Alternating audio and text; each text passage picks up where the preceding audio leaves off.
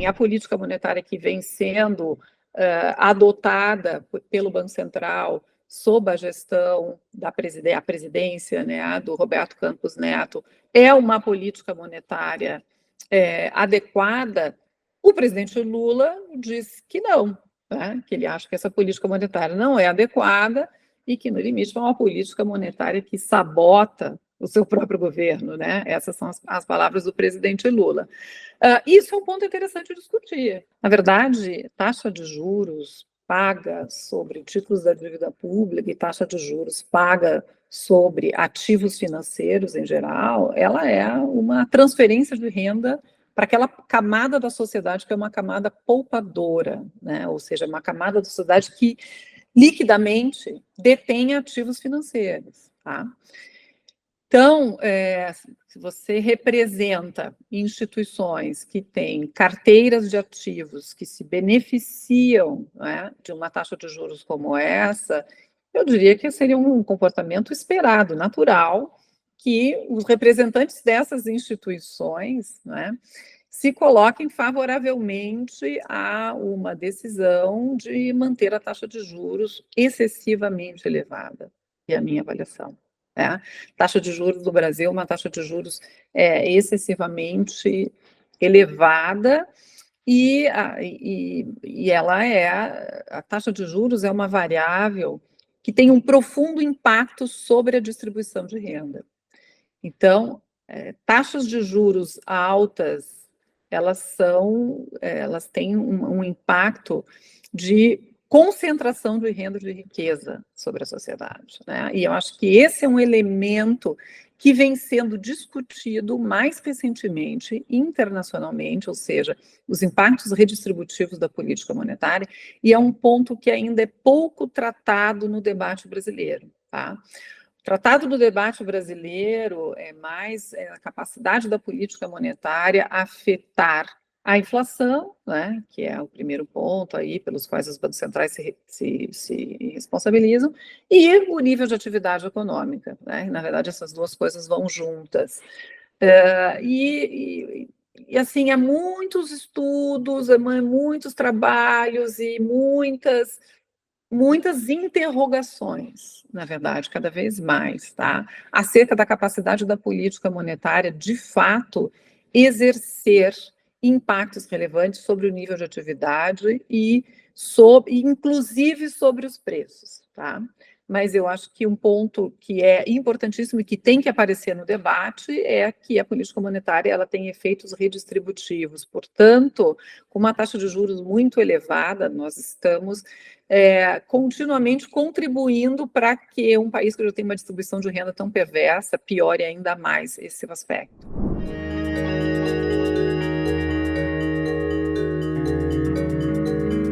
Quando se fala esse tipo de coisa, olha, mas isso aqui tem um impacto negativo sobre o pequeno empresário, sobre qualquer um que precise financiar as suas operações, né?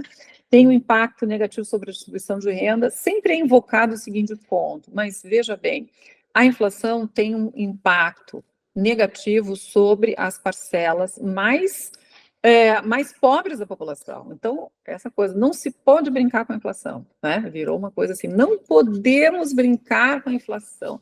Brincar com a inflação é prejudicar, sobretudo, a camada mais pobre, mais sensível da população.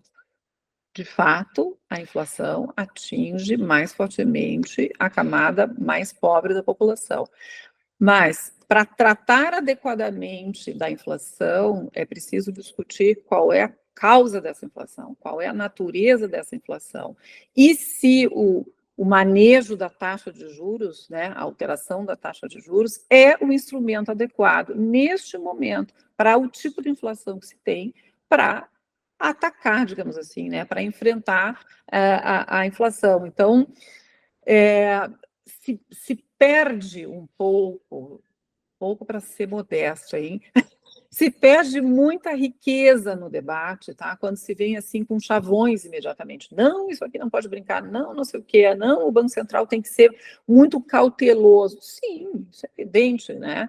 qualquer ação de política econômica tem que ser uma ação profundamente refletida, amparada em dados, evidências empíricas, né, que são iluminadas a partir de teorias, né, para que aquilo tudo faça sentido. Nós sempre imaginamos que a política pública, qualquer que seja ela, tá, ela tenha que ser feita com muita qualidade, tá? Mas o que eu estou querendo sugerir é que fazer isso no caso da inflação não significa fazer o que o nosso Banco Central tem feito, por exemplo.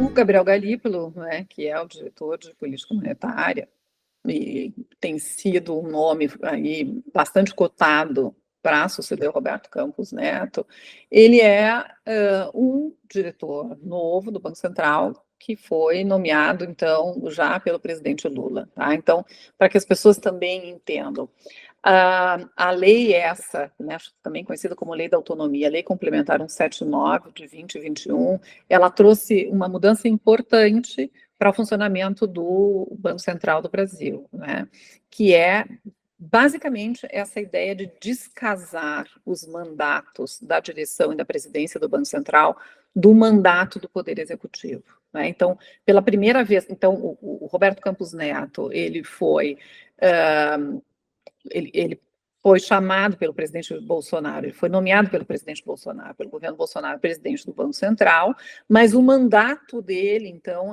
foi um mandato estendido, é um mandato de 6 anos, não é? Para que, então, essa ideia do descasamento entre os mandatos se iniciasse. O Roberto Campos termina o seu mandato nos 2 primeiros anos do mandato do presidente Lula, tá? Mas isso também ocorre com os outros diretores. Então, essa lei 179 de 2021, ela estabeleceu que os diretores eles vão sendo repostos ano a ano, para que não haja, então, uma transformação súbita, uma descontinuidade, etc. Tá? Então, agora nós já temos outros diretores que foram nomeados pelo presidente Lula, não só o Gabriel Galípolo, mas nós temos mais outros 2 diretores que foram nomeados pelo presidente Lula, e todos eles, na verdade, diferentemente do que tinha acontecido na reunião anterior, que causou um enorme bafafá, agora todos eles votaram, então, pela manutenção da taxa Selic, tá? Bom, como é que eu vejo isso, né? Olha, uma primeira aproximação, eu diria, eu vejo com olhos de muita preocupação, por aquilo que eu já disse anteriormente, né, que os efeitos dessa política monetária são muito deletérios sobre a sociedade e são muito questionáveis, de fato, sobre o processo de desinflação que está acontecendo, tá? Porque as pessoas imediatamente podem ser levadas a concluir, nossa, mas o Banco Central elevou a taxa de juros, tudo bem, isso é um sacrifício, etc. Mas a inflação está caindo. Então, eu coloco um ponto que eu sugeri lá atrás. Mas será que a inflação está caindo porque o Banco Central aumentou juros? Veja, isso é um debate que está acontecendo no mundo inteiro. Tá? Esse é um dos debates de fronteira, eu diria assim, na economia hoje. Está se debatendo internacionalmente, depois do que aconteceu com da pandemia, né, e sobretudo aí da invasão a invasão da Ucrânia pela Rússia, quando os preços de commodities importantes internacionalmente se elevaram e quando houve disrupção nas cadeias produtivas internacionais, tá, que causaram elevações de custo, isso, a inflação mais alta voltou a ser um fenômeno importante em todo o mundo. E os bancos centrais, alguns mais, outros menos e tal, fizeram uma coisa semelhante ao que fez o Banco Central do Brasil. Mas o Banco Central do Brasil é sempre muito exagerado, tá? Nós temos taxas de juros reais que são elevadíssimas. Frequentemente nós estamos na primeira posição do ranking internacional de taxas de juros reais, o que é péssimo, tá? Mas o que eu quero dizer é o seguinte, eu olho, né, e vejo com uma certa preocupação o que aconteceu. Mas há uma segunda hipótese, né, benigna, para o que aconteceu, no sentido de que nós temos aí os diretores nomeados pelo presidente Lula mantendo uma decisão tão drástica do Banco Central. A interpretação pode ser, olha, então nós vamos esperar este mandato do Roberto Campos Neto se concluir, até porque agora a diretoria anterior, né, ela tem maioria no Copom. Então, assim, um resultado, eventualmente, né, de não unanimidade, tal como aconteceu anteriormente, ele traz muito rebuliço no mercado, né? E é de pouca eficácia, porque, de fato, a taxa de juros não baixa, né? Então, uma estratégia pode ser, bom, como a gente não vai conseguir, de fato, derrubar a taxa de juros com o número de diretores que temos agora, eventualmente com uma nova composição que traga, veja, um outro olhar sobre a inflação. Não é uma coisa leniente sobre a inflação, não é uma coisa irresponsável sobre a inflação, né? As pessoas precisam entender que nós, economistas, somos muitos, né, e nem todos pensam igualmente, e há muitos trabalhos muitíssimo interessantes que têm sido feitos questionando essa política dos bancos centrais internacionalmente e do Brasil também, né? Então, caso haja uma identificação, e eu espero que haja, né, da nova direção com uma outra perspectiva acerca do que é a política monetária, né, da sua capacidade, etc., eu acho que uma estratégia que a gente pode, eventualmente, pensar, né, olha, estão agindo nessa direção, bom, de fato, então, vamos dar uma movida na política monetária quando, de fato, isso estiver nas nossas mãos, ou seja, né, se tiver uma capacidade de ganhar, né, uma disputa dentro do Copom.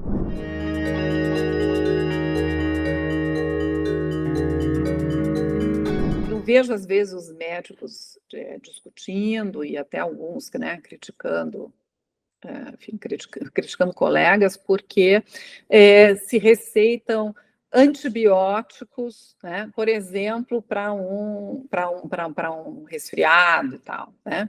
E às vezes os pacientes gostam, porque se você chega, às vezes, numa consulta, o médico diz: olha, se tiver com uma dorzinha de cabeça, toma uma coisa para dor de cabeça, se hidrata bem, mas isso vai passar por si só, né? Isso vai passar, o teu corpo vai resolver isso. E aí a pessoa fica um pouco decepcionada e tal, e eventualmente vai num outro médico e ele diz: olha, toma esse antibiótico aqui, que isso aqui realmente vai te ajudar muito, tá? E aí, nos dois casos, a pessoa melhoraria, tá certo? Mas ela se sentiu mais segura, né? Tomando aquele antibiótico e vai dizer: nossa, esse médico foi muito bom, porque ele me deu antibiótico, eu estava demorando para ficar boa, né? E esse antibiótico foi que resolveu. Não foi antibiótico que resolveu.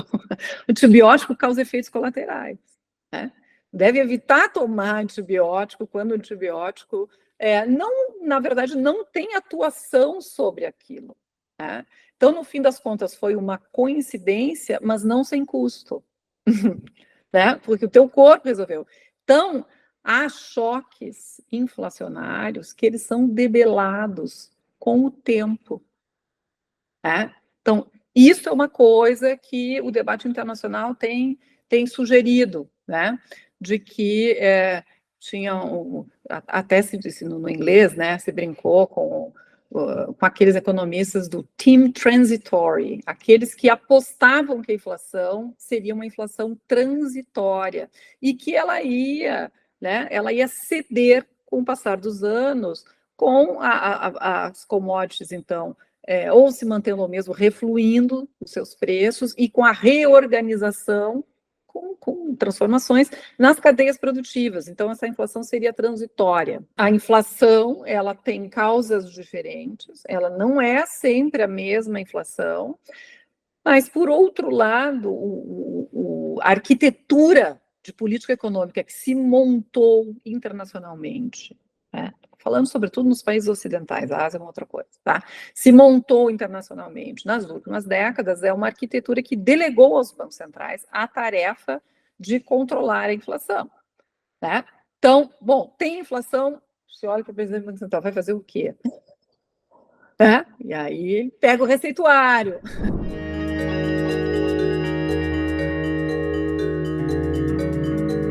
Não essa PEC, de fato, ela propõe uma reorganização jurídica, né? O Banco Central passaria de uma autarquia, que ele é hoje, para uma empresa pública, e isso significaria também uma transformação no regime ao qual estão submetidos os servidores do Banco Central. Tem uma regra de transição prevista, né, que os atuais servidores podem escolher entre se manter atrelado a uma carreira do executivo ou transitar para uma carreira nova, tá?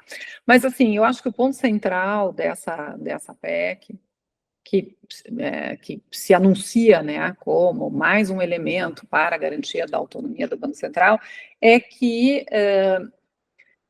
ela pretende, com isso, se pretende dar uma autonomia financeira para o Banco Central, tá? E isso está muito ligado a uma coisa que a gente tem visto acontecer aí nos últimos tempos, que é uma pressão de funcionários do Banco Central, dos funcionários do Banco Central, por aumento de salários, tá?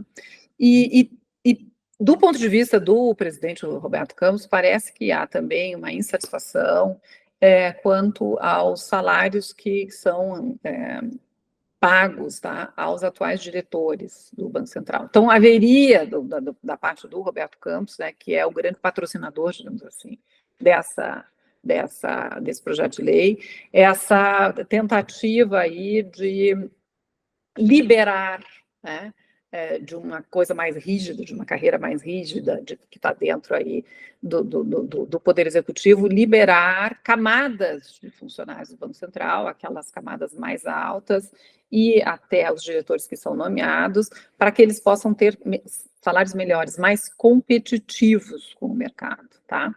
E aí se organizaria uma certa forma de aferição de receita própria para o Banco Central. Enfim, eu realmente não consigo opinar muito sobre essa questão salarial, tá? Porque isso não é objeto da minha pesquisa, não saberia dizer se há dificuldade, se não há dificuldade, se de fato está se perdendo muita gente para o mercado por conta disso, se é esse o motivo, se não é. Enfim, eu acho que isso merece atenção, mas é uma coisa que eu não me sinto tão à vontade para desenvolver. Mas eu gostaria de chamar a atenção para um ponto que eu acho importante, muito importante, na verdade, tá? Que a forma pela qual está prevista, então, as receitas do Banco Central, né, que são chamadas de receitas de senhoriagem, que as receitas que permitiriam, então, o funcionamento do Banco Central nesse novo molde, novos moldes de reorganização, ela implica o seguinte: as receitas do Banco Central serão tão maiores quanto maior for a taxa de juros. E isso é péssimo. Péssimo, tá? Então, de forma alguma, o Banco Central poderia, como instituição, se beneficiar do ponto de vista do pagamento daqueles que trabalham no Banco Central, tá? Em função de uma elevação da taxa de juros, né? Porque, no limite, a gente pode imaginar um cenário: olha, os funcionários do Banco Central, né, querem aumento, não sei o quê, estou caricaturizando, mas, assim, dá para perder isso de vista, tá? Querem um aumento, mas... olha, receita prevista, não dá, mas... né? Então, isto pode, de alguma forma, é isso que eu estou querendo sugerir, isto pode, de alguma forma, influenciar o comportamento do Banco Central relativamente à definição, / alteração de taxa de juros. E isto, por si só, é muito ruim, né? Acho que esse é um ponto que talvez não esteja sendo suficientemente tratado, mas eu acho importante, gostaria de chamar a atenção para isso.